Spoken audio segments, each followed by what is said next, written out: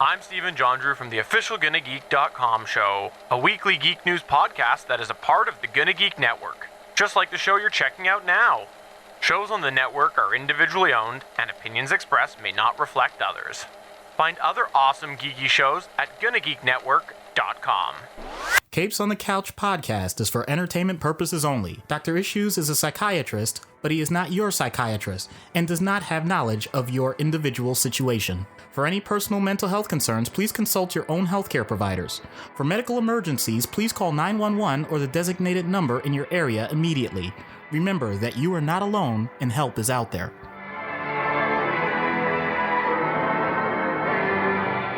Hello and welcome to Capes on the Couch, where comics get counseling. I'm Anthony Sitko. And I'm Dr. Issues. This is a yet again Creators on the Couch episode, and for the fifth time, five time. Are we five-time WCW champions? Yes. Oh, man. Yes. We have the esteemed Alan Dunford and Will Radford, creators of Pocus Hocus, here to talk about their latest Kickstarter. Gentlemen, a pleasure as always to have you once again on the show. Yeah, thank you. Thank you. Yeah, thank you. Definitely love being here, and I can't wait to. I want to also lightly touch on Grandma Chainsaw too, because you guys finally had a chance to read the full thing. So I do want to talk about that just a smidgen. That's fine. We can absolutely perfect. get into that. We're the second creator/creators we've had on for 5 times. So a couple months behind Erica Schultz. She just beat you into the 5-timers club, but she is no longer alone now. Oh, it's a good club to be a part of. Yes. It is a good club. You don't get jackets, but you do get charity donations to a charity of your choosing, as selected by Erica. She turned down a starter jacket or Zubaz pants. I was like, something retro 80s Giants, something. And she's like, no, donate. So we'll find a charity that is near and dear to you guys and donate to you as well. But so you're here to talk Pocus Hocus, the 5th book in the series, which is technically chapter 2, book 1, correct? Mm-hmm. Yes. Mm-hmm. So I guess before we get into the story, for the folks that may be new to the show and haven't heard the previous 4 times you guys were on, just give a brief background of yourselves and, why it is that we've been fortunate enough to have you on the show for 5 times now. Okay, so I'm Alan Dunford, co-writer, co-creator, Grandma Chainsaw, and yeah, I don't know how did this even happen? Like, how did Will and I even get here in the first place with this comic book stuff? And 2, how did we even link up with you guys? I don't even know. We sold our souls, remember? Oh yeah, that's what it was. I forgot. Doc's into some weird tired stuff. of having to remind you about that, Alan. Well, that was part of the deal that Doc made, was that I couldn't remember, but you did. Oh. Yeah. Okay. All right. Yeah, there was some hypnotism involved in that too. Yeah. Gotcha. Okay. Oh, and that's Will, by the way. Go ahead, Will. Hey everybody. Yeah, I am Will Radford. I am the co-writer of Pocus Hocus and Grandma Chainsaw, and that's the co-writer, co-creator, Al, my partner in crime. We make a lot of fun comic books together, and that's what I do these days, and I'm having a great time. So, And we're lucky to have you guys back. The Kickstarter for Pocus Hocus is live as of January 24th. So we're going to get this up in the beginning of February. We just wrapped up our Lantern month, and then we'll rearrange the schedule a little bit to make sure that we give enough promotion time for this episode while the Kickstarter is still going on. So we'll have links in the show notes, obviously. And we will also, obviously, as we have done for the prior 4 or 5 times, however many Kickstarters y'all have done at this the point. Other 30 campaigns we feel like we ran. Yeah. Well, we'll be contributing to that total. I don't think we'll be needing to buy the full library. We may not be going. I think you have everything. We have everything. I have at least 2 or 3 copies of the trade at this point for that, plus Grandma Chainsaw and Horace in Hell, and so many fantastic titles, and very much looking forward to seeing this in print in my hands, in my physical hands. It's more important to me about the physical than Doc. I know he just enjoys the stories. Oh, do you just read them to him at night? He just sat beside his bed. Doc doesn't even have a copy. I'm the same way. I won't even read Kindle if I can avoid it, just because I prefer to have a physical copy. So I get you. I get you on that. Yeah, definitely. I like having a physical copy. I don't know that I necessarily need 3011 copies of the same book, but then again, I buy all of my variants for Moon Knight, and I've got like 95% of every variant that's ever been made for Moon Knight across his entire history. So who's to say I'm not a hypocrite? Yeah. So chapter 2, book 1 is the Kickstarter. So the first 4 books were sort of chapter 1 in the overall story, and we are now moving into chapter 2. When last we left our intrepid heroes, I wouldn't call Whatever them you heroes, want to call them, right? protagonist characters. Yeah. When last we left the main characters, I'm not trying to spoil too much for the folks that haven't had an opportunity to read books 1 through 4 yet, but the overall gist of it is that Pocus and Emily have gone to hell to find the demon whose name has been revealed now. Should I say the name? Should we say the name? Is it still a spoiler? I said this is the bad part, right? We're at that point in the story now, especially when we have to do previews on Kickstarter for people who are new jumping in. It's so hard to not spoil too much, right? Yeah. So I think the demon's name's fair game just because it's the chapter of the new one. It's the chapter title. Right. That's true. Yeah. It is in the chapter. So the demon's name is. Also, oh, right before you said it, even. Yeah. Okay, I have been dying to say this character's name in interviews for so long. And Well, now- then, and Will, now I we will can. give you the opportunity. Then I won't right. steal your thunder. Okay, Hugo. The Yeah. demon's name is Hugo. There it is. It's out in the open. I could stop dripping with anxiety every time I do one of these interviews because I've had to catch myself and bite my tongue. I've almost said it on so many different occasions. You have. It's a big relief. The physical To say the catharsis least. I can see on camera that comes Yes. over you is Yes, yes. palpable. Yeah, no doubt. So our crew has entered hell to retrieve Pocus's soul, which is not exactly where they thought it was. And so they have to go through the menagerie of characters that we discussed last time. And they're now entering a new dimension under the control of a major demon, whose name I'm not going to, again, it's the kind of thing it was stated in the previous volume. So I don't know if I want to say the name of the head of this realm out loud, but it's, at least for me, it's a major name of a demon that at least in some other mythologies or series is familiar to me, but I'll leave that Yeah. up to Alan and Will if you want to. Yeah, I mean, we mention it in the thing because it was cool to us that we made this character Lilith, and she likes to go by Lily because it makes her sound more approachable, right? So, like the idea when we introduced her, when our oracle was giving her titles, one of the most important ones to us was name who has no chains. So it doesn't matter to her if you guess her name because she's that powerful and she's just that removed from these laws that we set before. Yeah, I've come across a couple other situations and stories where the name of like the major demon is named Lilith, and so seeing that in this story, I was like, oh, okay, that's what they're going for. I think Spinneret is one that I don't know if you guys. Yeah, we read Spinneret. really wanted to just play around with that too because we feel like Lilith is thrown around so much, that name. And that's why we also wanted to kind of make fun of ourselves a little bit for picking it. That's why we just call her Lily too.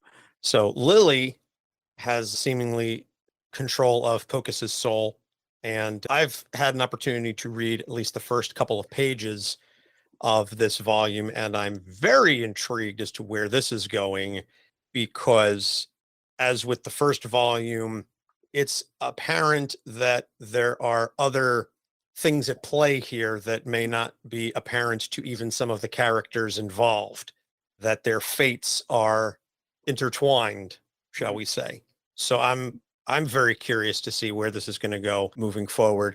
I guess first off, how many books is chapter 2? Is this going to be another 4-book chapter? Yes. Yeah, so we're doing another four or however you want to say it. We're doing another four issue run for this chapter.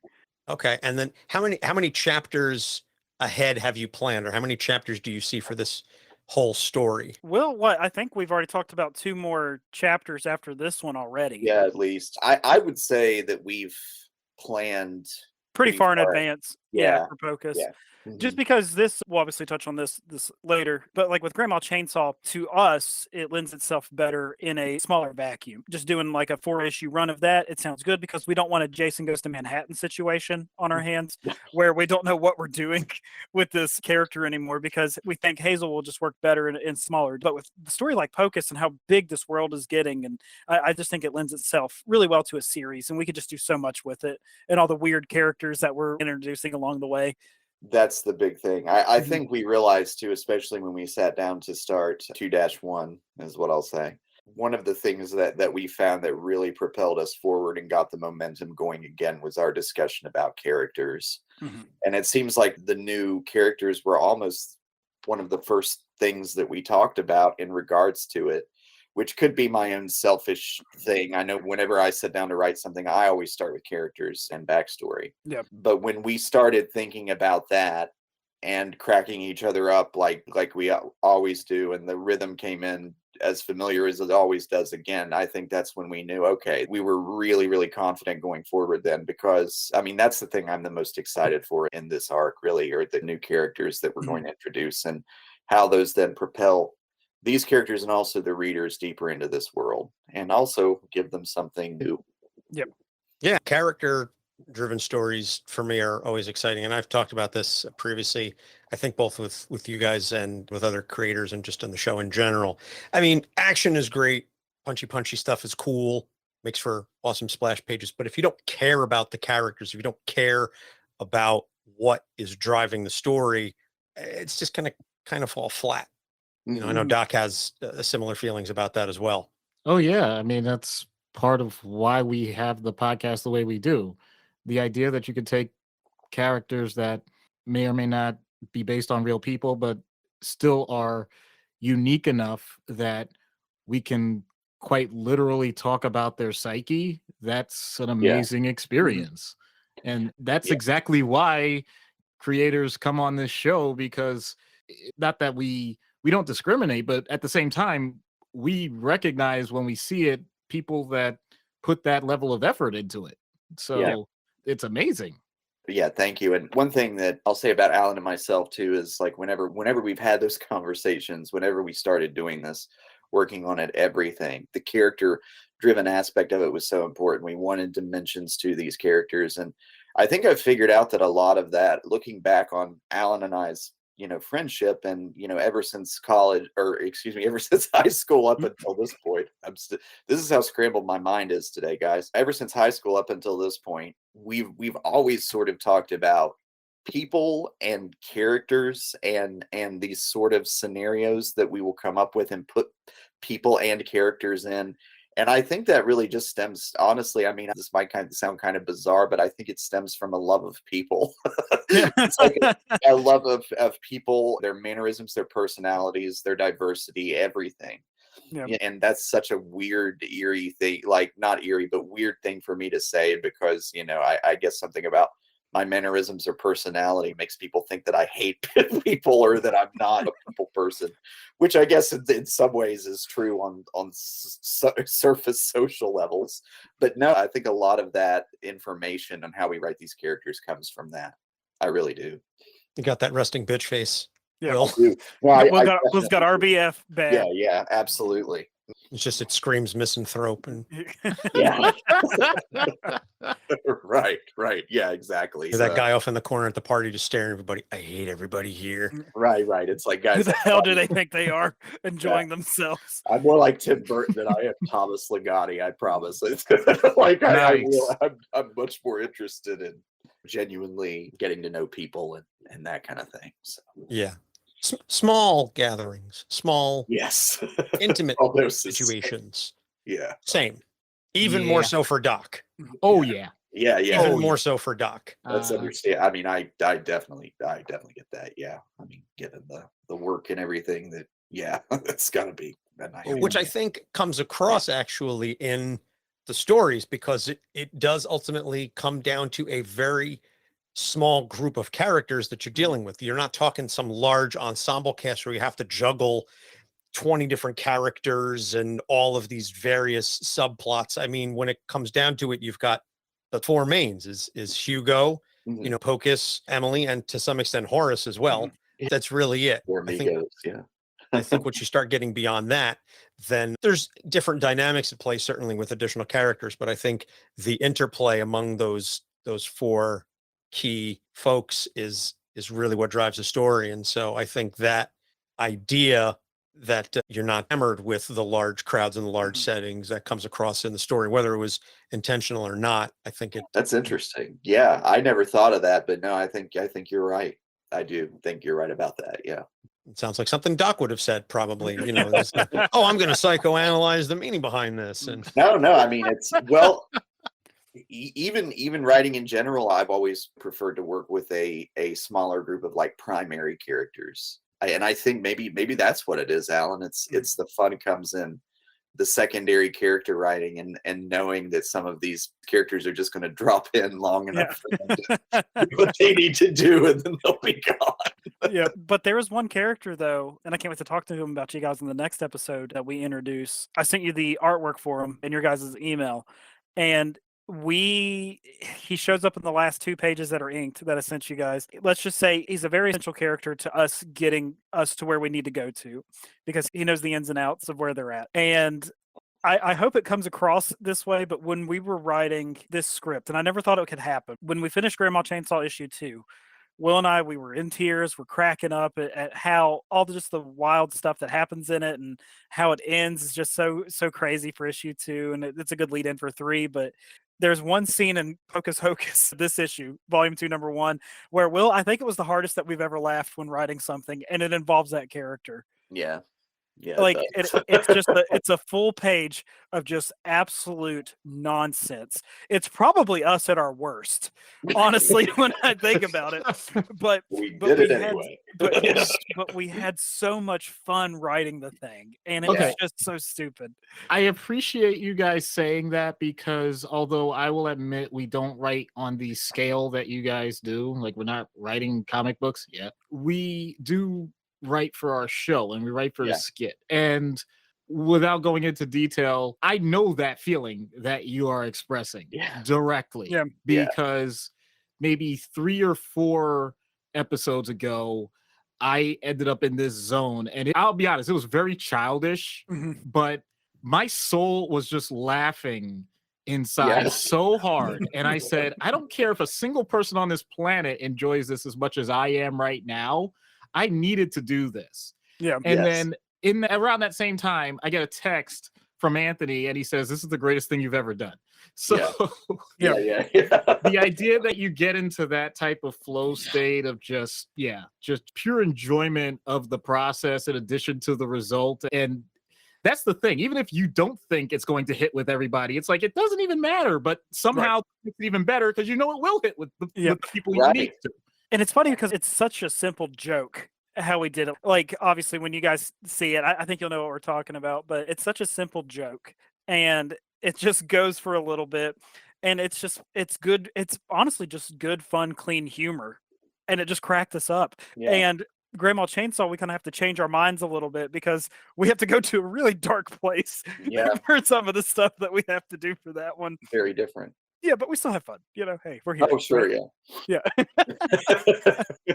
No, it's fun is the name of the game for me. I mean, like, I've never had more fun in my life working on anything creatively than I have writing these comics, and I mean, that's the honest to God truth. And don't want to single out comics specifically in saying that, because I have read some very, very moving comic books. I've read some very, very unsettling, horrifying comic books. They can conjure up all of these emotions. But for me, it's just writing in this medium. I mean, there's no kind of creative fun quite like this, And I hope it's the same for the rest of the team. But then I look at their work and the painstaking precision that went into it. I'm just like, oh my God. I hope that they are also enjoying this and finding that same inspiration. Well, again, based on the fact that we've had you on now 5 times, I think that passion and that joy comes through in the stories. And it's not just obviously the artwork, but it's the characterization and the writing, the interplay and the dynamics. You need to have that. And if you are just going through the motions, people pick up on that. Yes. And they may enjoy it. It may still be good, but it can definitely come across. Whereas I will enjoy passion. I love seeing people that are passionate about something, even if it's not something that I'm necessarily interested in or that I care about or that I share that passion. If you are all in, if you are balls to the wall on something and it comes through every pore of your being, I will go on that journey with you for at least a little while, just because it's Yeah. fun, because it's Yeah. infectious, and that Yeah. passion comes through, and it comes through your writing. And I hope to our listeners, it comes through the show that Yeah. when we're on something and when we're not on something, but you know what I mean. That's a whole other show. That could be an entirely separate Actually, topic. that's how we wrote Grandma Chainsaw, but we'll talk about that later. All right. Hey, listen, I'm here for it. No, but when you're on that vibe, when you just it's clicking and you're in the pocket there, it really comes across. And I find that those episodes, I'm the guy who checks the numbers. I know Doc couldn't care less, but I'm the guy that checks the numbers like a couple times a week. Those episodes where I feel, yeah, you know what, we vibed, we clicked, whatever, they seem to do a little bit better downloads wise than some of the other episodes, even if the character that we're talking about isn't a huge name. You know, we have some big name characters, and then we have some characters where people are like, man, I don't know anything about that one, I'm going to skip it. And that's fine. Not every episode has to be for every person, but the episodes that draw people in, that I think maybe some of like the sleeper hits, are the ones where things are going well. And I find that passion again comes through with your writing and your stories. And we've had creators on that they have good stuff, but it's just like, okay, this is whatever. And then, not to blow smoke, but you guys, it comes through. And that's why we've had John as many times as we have. And there's other creators that I would love to have back, because it bleeds through the page and you're like, you get it. You're reading it and it pulls me in again, even if it's not a subject matter or character that I care a lot about, it pulls me in. And so I appreciate that. Well, I've noticed that dynamic in just a lot of things, just life in general, is the genuine, like the authenticity will shine through oftentimes, even in the most seemingly inauthentic situations. But that's a really good point. And if that is the case, Alan, we really should have a winner on our hands with this new issue, because it was the most fun I've had since writing issue 3. Yeah. Just in terms of like the humor and just the way that it escalates and all that. Yeah, this issue builds a lot. It does, yeah. And I'm so sorry in advance, but we are just going to cut the bottom out and just right where you guys are standing, because we have a very abrupt ending for this issue. And it's very on purpose. Yes. And it's one of those, we hope it comes through this way. I think this might be the most abrupt ending that we have. And we hope that it bleeds through to oh my God, I need number 2 now. Right. So. Okay. Yeah. I can appreciate that. Yeah. Yeah. I mean, I'll put it this way, Anthony, even more so than me, but I did grow up a little bit with Monty Python. If anybody has ever seen an episode of Monty Python's Flying Circus, the whole point of it is they knew themselves. They didn't know how to write endings. Right. I'm not saying you guys don't. I know you guys have a plan. No, Monty Python is just a bunch of inside jokes. Yeah. That we just happen to be a part of now. Right. So yeah, that's why it's so endearing. You guys, 100%, I agree with those things. Yeah. Yeah, I absolutely did grow up on Monty Python and the show and the movies and everything. And I'm almost tempted to go off on a tangent about Monty Python and the passion I feel for it. But yeah, that's the beauty of having your own show. Go ahead and do it. So the thing about Monty Python is I saw Spam-A-Lot in theaters. I saw the Broadway show Spam-A-Lot. And the thing that gets me about stuff like Spam-A-Lot and the legacy of Monty Python, and they've spoken about this themselves. The whole point of Monty Python was to completely almost create Dada-esque humor. We're going to do whatever the hell it is that we want. It's not going to make sense. It's going to be non sequiturs, and it's going to be embracing the absurd. And the fact that now Python-esque is a term, an umbrella term that is used for a style of humor, is antithetical to the very thing that they were trying to do. Yeah. And Spam-A-Lot is, again, I appreciated it. I thought there were parts of it that were very funny, and I appreciated the technical aspect of it. but it spoon-fed the jokes to Yeah. the audience, Yeah. and it pissed me off Yeah. so hard. You never Perfect came back example. from it, did you? Example. Thank you. That in the movie, there are those who call me Tim. Him. You know, we go through this whole thing with John Cleese with the fire and the horns on the head and, Yep. you know, the thick Scottish accent and everything like that. And he's Tim the Enchanter. Right. In the movie, it's just there are some who call me Tim, Yeah. and they're just kind of like, okay, and then they just move on. Yeah. In Spamalot, they follow that up with King Arthur Turns to the Knights, and he's like, well, that's not a very scary name, is it? I'm like, you Right, ruined the that's fucking point. joke. That's Right. Yeah. You just stood up in your chair and you just walked out. I was so pissed. I was like, what are you doing? Yeah. Speaking What of are you David Mamet doing? earlier, that would have been one of those moments, but one of those moments where he like stood up in the theater, yelled bullshit, walked out in the middle of a rehearsal. Yeah. Theater will do that shit. Theater will. And coming from a background of theater, it's not subtle. It is not subtle, like ever. And so that's why I think that certain things work in theater and certain things don't. Everything has its appropriate medium. Yeah, Monty Python, on the surface, you might think, because so much of it is outrageous, that it would translate really well to theater. But you just illustrated a great way of you know, how it ultimately. I've not seen Spamalot, but how it might not. You know, so Yeah, and the fact that it started off as whatever, we're just going to do these insane things, and now like 50, 60 years later, you have people that quote the parrot sketch like verbatim. And I know I'm just as guilty. I have done it myself. I have referenced Monty Python. I could give you the Holy Grail like line for line because I've seen it. I don't know how many times. right. I will insert in my own life, and now for something completely different. Like I will just throw it in there. So I'm admittedly as guilty of it as the next person. But and there was an XKCD comic about this as well, about the notion of trying to make an anti-joke and go for the humor that subverts the expectations. Right. And so to tie this all the way back, because there was a point to the tangent that my ADHDS will eventually get back to, is I appreciate the abrupt ending sometimes, because if you think it's going a certain place and you subvert it, that is where the humor comes from. And also, this just came to me, but it's a perfect segue into Grandma Chainsaw. And the ending. No, it is. I do manage to tie things back. I do come up with good shit. I don't once in a know while. how you did that. That's but pretty cool. You did it. Anthony, you did it, you crazy bastard. Chalk one up for me. So Grandma Chainsaw very much ends on a what TV tropes likes to refer to as a Gainax ending, where you just go, the fuck, like DAFUQ, the fuck. That's the kind of ending Grandma Chainsaw 1 ended on for me, because I was like, okay. And I remember when we spoke about Grandma Chainsaw, I think both when we were doing Pocus 4 and then when we had the Grandma Chainsaw specific episode, it was very much this ending and this story is going to start off in one place and it's going to take a hard left turn. We warned you. We warned you guys ahead You of time. did. You did warn me. And Doc sat over there, all leaned back in his chair with that beautiful face of his, with that little grin that I love so much. And he was like, nothing really surprises me anymore because I've watched a lot of horror. Oh my God. And then you pulled your corncob pipe out. Yeah. And then you took a puff of it.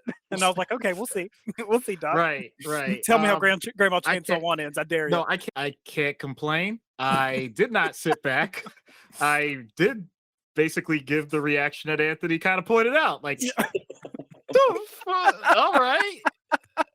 Okay, then. I'm in. Yeah, you're either on board or you're not after that ending Let's happens. go. Right?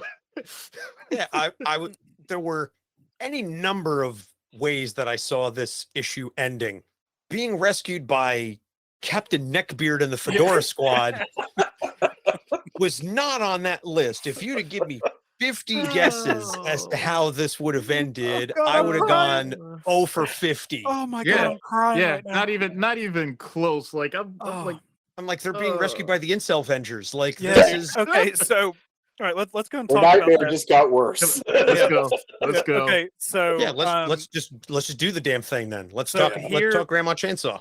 Okay, so we'll probably jump around a little bit with this, but so obviously anyone listening, full spoilers ahead, and this is one of those where the spoilers are unavoidable because of how it ends and how we have to even show preview pages for issue 2.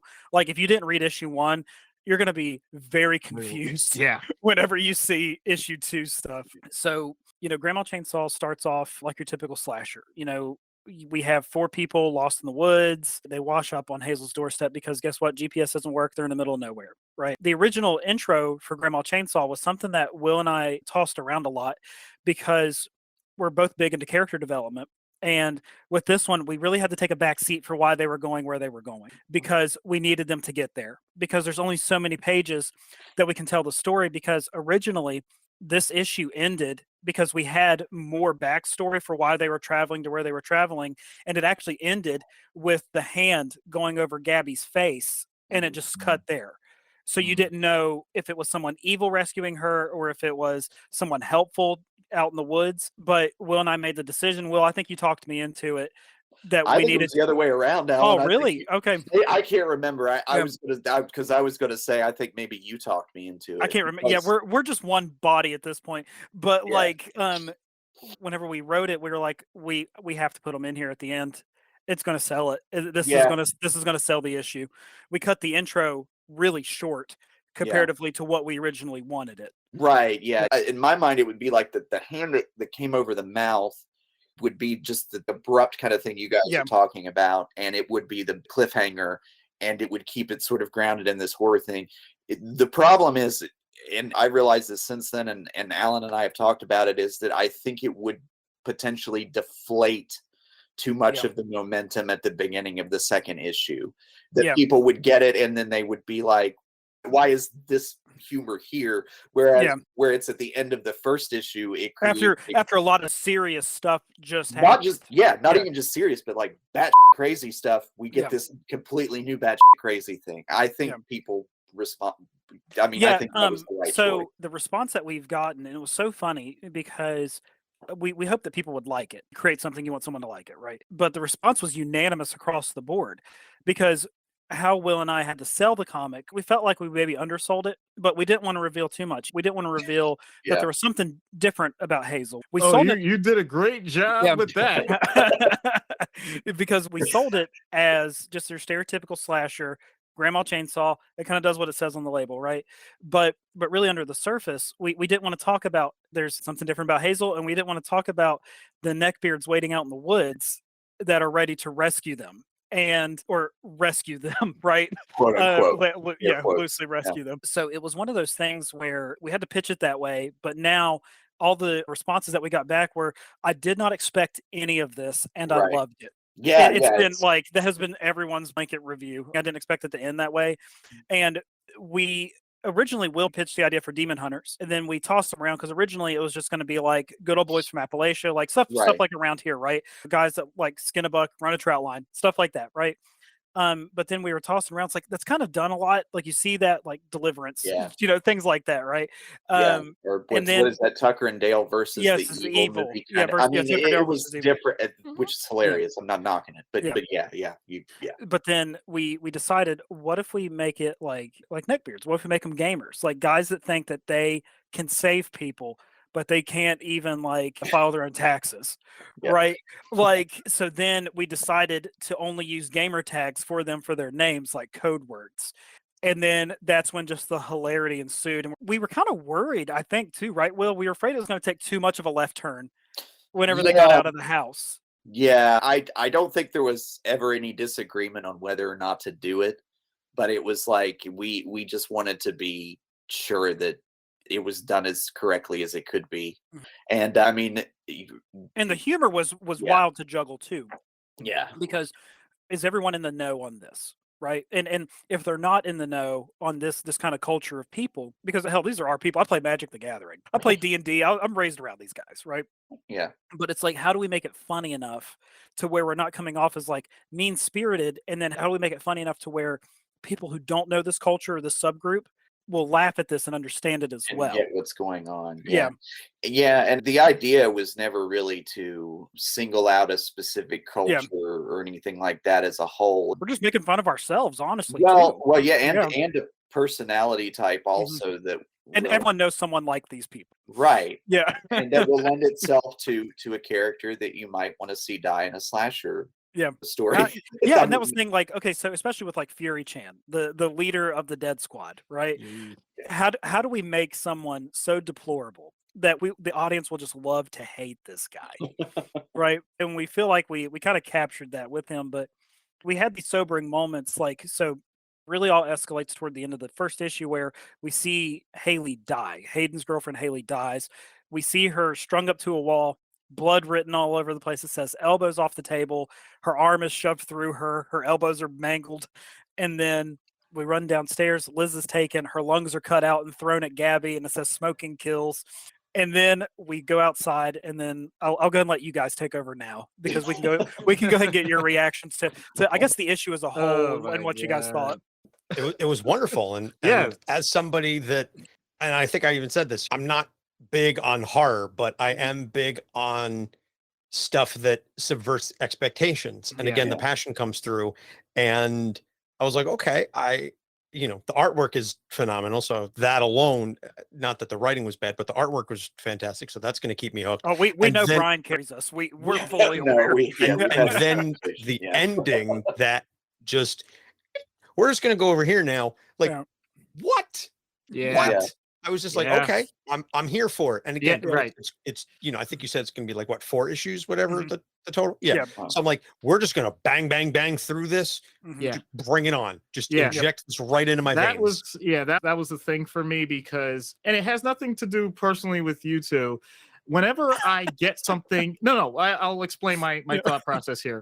Whenever I get something that is a different product from something I've already come to expect, so I already know about Pocus, so I'm like, okay, Grandma Chainsaw, a different thing, therefore change your expectations, and I'm getting horror, continued horror. I'm like, all right, cool, these guys can do this. This is cool, and that's why I made the comment I made the last time we talked, and to just basically, in a great way, to say, yeah, this is a middle finger to anybody that actually thinks they know what's going on. That's the way I felt about it. And I'm like, all right, I am not giving these guys enough credit for where they put their minds moving forward.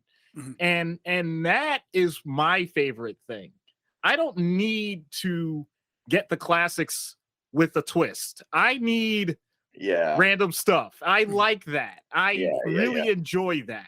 So that's really the credit that I give to this one. I really did not even come close to anticipating or guessing. And that once that's it, and my mind is open like that, I'm like, you know what? I'm all in. I'm a lemming off a cliff. Like I'm good.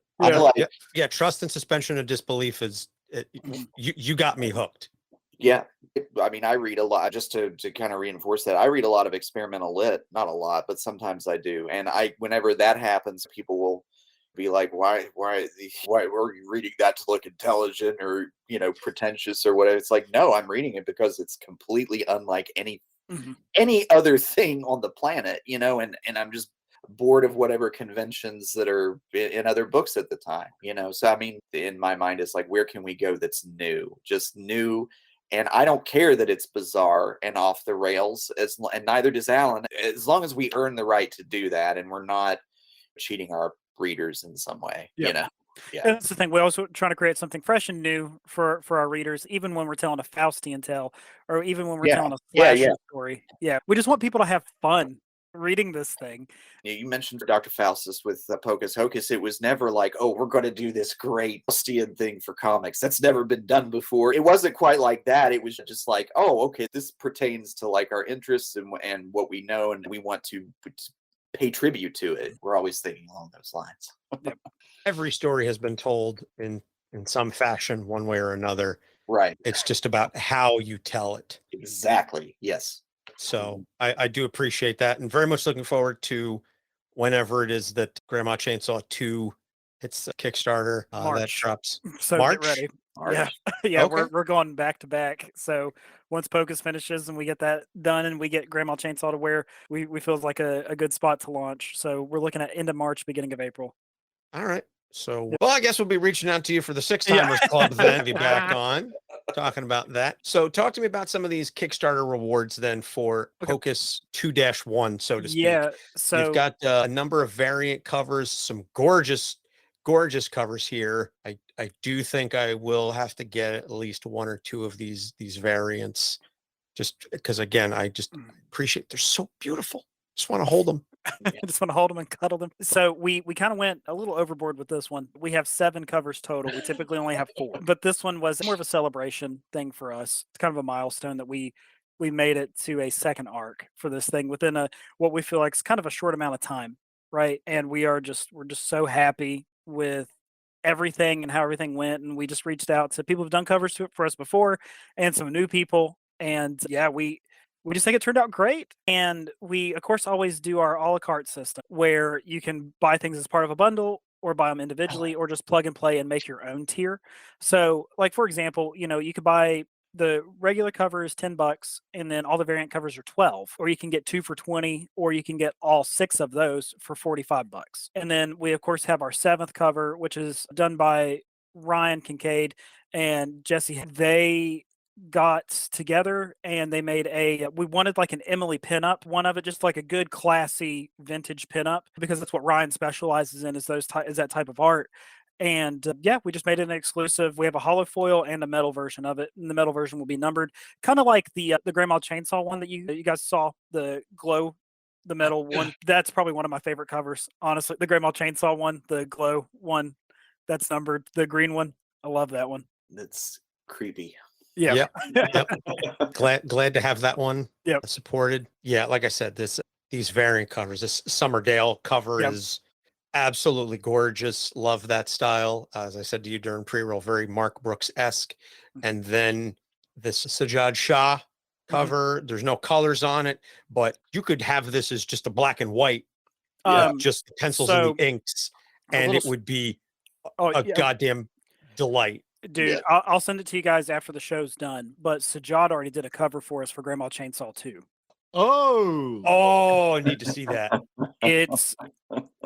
It's wild. Yeah. Okay. So yes, Sajjad is someone that we'll be keeping around. He's a really good guy to work with, and you'll see. I'll show you what a finished Sajjad cover looks like. Oh man, inject this into my veins again. I'm here for it. This is beautiful. It's good stuff. And so I just happened to pop on Twitter, like live while we're recording. I said, oh, let me look up Sajjad Shah. And I see Matt, who's one of our patrons, just backed Pocus Hocus 2-1. Like it just popped up on the feed. So kudos to Matt. Hey Matt, what's up, man? Appreciate that. Good stuff. So see, this is all the sweet. And so I haven't had a chance to like post about it yet in our Discord. So he found y'all. That's entirely, on his own. So that's awesome. Yeah. So I do appreciate the build your own, the a la carte system. Yeah. I think I'll be doing that for this one because I do not need another copy of the trade paperback. I don't need another copy of the trade. I don't need all the prior covers of all the chapter 1. I have all of those. So I'll just be focusing on just book 2 and chapter 2, book 1, and all that stuff. But very much looking forward to this. And again, looking forward to checking out the stuff for Grandma Chainsaw. So to wrap this up, Alan and Will, where can folks find you online? So yeah, you can find me on Twitter at Chaps of Fury. Obviously, you can find us on Kickstarter. We're under Alan and Will, and we're the only people dumb enough to name our projects Grandma Chainsaw and Pocus Hocus. So you can search for us on there, and then that will easily find our stuff so you can follow us. I think the big one right now, and Will probably also touch on it too, we've talked to a lot of creators about really how to get the word out, right? And they say social media used to be the way, but how the algorithms and everything gets so bogged down. So now we actually have a newsletter. It's thetophatstudios.substack.com. So that's kind of a good way to keep up with us as our newsletter. Yeah, well, just to really quick, my personal handles, Instagram, WillRad82, and then Vimeo, if you want to check out any of my film and video work, it's vimeo.com/WillRad, WILLRAD. The Substack is something that I'm excited about, of course, and I think it's been really cool, I think, for us to not just like keep that lifeline with our fans, like that connection to our fans, but also just in terms of like our own creativity and writing and that kind of thing. That's been its own new fun thing to explore. I'm very excited about that, and I think as far as locating us online goes and keeping up with us and everything that we're doing, I would say that's probably the best way to do that, is like a whole for these comics. So yeah, Substack is growing by the day. So I've seen a lot of creators promote their Substack on various social medias, and they say, hey, sign up to the newsletter and you get the free tier. And I guess there's like paid tiers and subscriptions and stuff that allows you additional content. So we'll have links to all that in the show notes, because as Chris from Play Comics, who I know you speak to as well, he always says clicking on stuff is a lot easier than spelling it out or trying to type it into your browser. Always, never not. Absolutely. So we're going to shift around the schedule after this a little bit. So next week is when we will drop the Ted Anderson interview about his graphic novel Side Effects. And then to tie into Ant-Man Quantumania, we will be doing Kang the Conqueror. And then we will get into Animal Sidekicks. So we've got some good stuff there. We just talked about Chris from Play Comics. You can check out him. Hopefully you guys end up back on that show. We always do. Yeah, I'm sure you do. So you can find Chris, us, and a whole host of other shows at our network page, which is gonnageek.com or gonnageeknetwork.com. We are proud members of the Gonna Geek Network. So check out the other fantastic and amazing shows on that site. You can find all of our episodes on our website, capesonthecouch.com. We are on Facebook, Instagram, Twitter, and TikTok at Capes on the Couch. And you can send us an email to capesonthecouch@gmail.com with any questions. And I think just based on the sheer amount of stuff that we have from you guys, I could probably put together some kind of a giveaway to promote the Kickstarter here. So stay tuned to the socials, and we'll have some kind of a giveaway where I can send somebody maybe the copy of one of the trades for volume 1 or chapter 1 to get folks caught up on that, and maybe 1 or 2 of the variants. I don't know. I'll figure it out. The stuff will be on the socials, but we'll do some kind of a giveaway to spread the gospel and the word of you guys, Alan and Will. Thank you as always for coming back on the show. And like I said, we'll be talking, I'm sure, late March for Grandma Chainsaw. We'll squeeze you in the schedule as we always do. Well, thank you guys, and we cannot wait to come back on. And like always, we want to say just thank you, one, for having us on, and thank you to anyone listening, and thank you guys for supporting us and giving us your hard-earned money. It means more than you'll ever know. Yes. Yeah, and I'm going to fanboy just a little bit, because it looks like Alan or Will, whoever put this up on our link while we're doing this chat, I've already looked at these images. This is awesome with these. Oh my God, the freaking covers, man. Yo, Anthony, have you looked at these? I was doing a couple other things, but I am going there right now. Holy smoke. Okay. Yeah. These are the first 3 covers we have for Grandma Chainsaw. Yo. You can tell which one. Huh? Yeah, you can tell which one the Sajad one is, I think. Yes. Yes. Sajad, gorgeous artwork. No, this first one. Yeah, the very first one. That was the thing. I wasn't even talking about Sajad. I mean, it's cool, but I'm just saying that very first. I'm like, all right. Okay, I'm here. I'm here for it. We'll talk about it in the green room. Absolutely. Okay. So thank you again, Alan and Will, as always. For Doc Issues, I'm Anthony Sitko. Thanks for listening. We'll see you next week. Capes on the Couch podcast is for entertainment purposes only. Dr. Issues is a psychiatrist, but he is not your psychiatrist and does not have knowledge of your individual situation. For any personal mental health concerns, please consult your own healthcare providers. For medical emergencies, please call 911 or the designated number in your area immediately. Remember that you are not alone and help is out there.